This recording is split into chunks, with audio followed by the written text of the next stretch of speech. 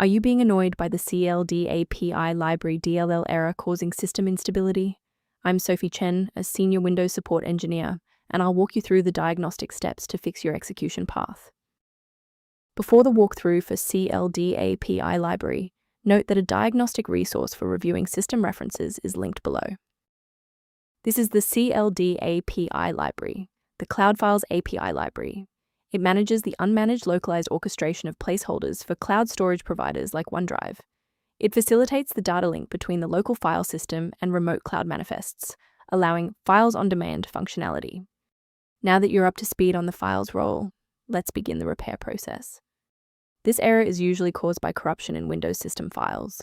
Open Command Prompt as an administrator and execute sfc/scan now to scan and restore protected files like Cldapi Library DLL. If the installer was unable to bridge the gap, we will move to phase 2 of our diagnostic to refresh the system's memory.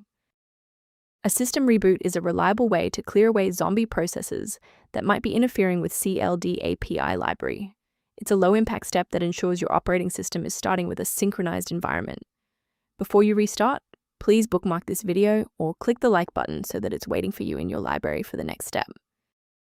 If the previous steps didn't work, there's one more action we can take to stabilize the environment. Please pause the video if you need to back up your data before we proceed. Rebooting didn't reconnect the runtime links, so let's go into the control panel and refresh the library files. First, go to Control Panel, then select Programs and Features. Second, find every Microsoft Visual C++ redistributable, 2005 through 2022.